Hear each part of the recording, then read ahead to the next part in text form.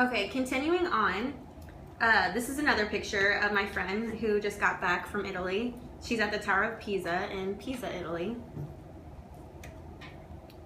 Some information on the European Council. The roles include that the Council sets the EU's political direction and policies. It's essentially a decision maker for the EU. It deals with complex or sensitive issues that cannot be resolved at a lower level of intergovernmental cooperation. And it is also influential in setting the EU's political agenda, however, no powers to pass the laws. The Council began informally in 1974 as a forum for discussions between EU states and leaders, acquired formal status in 1992, and in 2009 became one of the 7 EU institutions. The current president of the EU Council is Donald Tusk. The Council meets twice every 6 months and is usually held in Brussels. Typically 4 meetings per year, and they're chaired by the president. So who all is involved in the European Council? The EU Council brings together the heads of state or government of each individual member state, the Commission President, the European Council President, who are the chairs, and the High, I'll go back. The High Representative for Foreign Affairs and Security Policy. Okay, so this is a picture of the flag, and we talked about this in class a lot through discussion board. I included the motto next to it, Unified in Diversity. The EU flag symbolizes the ideals of unity, solidarity, and harmony. It features a circle of 12 gold stars on the blue background. And as opposed to like our United States flag, which the stars represent the individual states, the 12 don't actually represent like, you know, the different states, but it's kind of, what was the number? I forget exactly what my understanding was that it didn't signify a specific number of something. It was just like to show the unity. Okay, so the motto again is Unified in Diversity. It first came into use in 2000. It signifies how the EU people have came together to work for peace and prosperity. It maintains the tradition of keeping the people enriched in the many different cultures, traditions, and languages of the entire EU.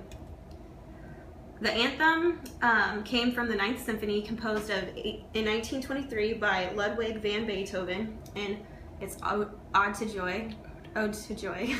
It has no word. Well, it had no words in order to focus on the ideals of freedom, peace, and solidarity.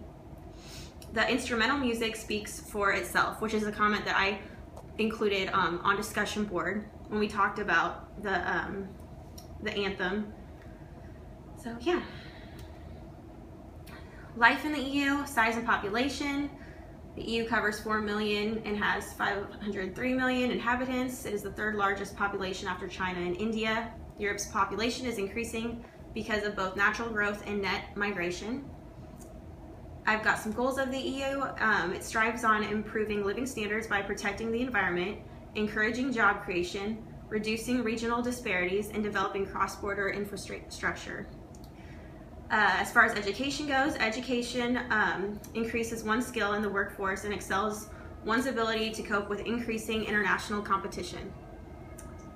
Language, the EU encourages advanced language skills from an early age because of increasing contact with other countries. Okay, so I've got a little bit on the euro. The euro was launched on January 1st, 1999. Banknotes and coins were introduced on January 1, 2002. 19 of 28 countries in the EU use the euro. These countries that use the euro are known as the Eurozone. And I also incorporated most tangible proof of European integration. And all of those statistics are found on our class website, the europa.eu. So here's some pictures. These are the countries that use the euro. And then we also have the coins.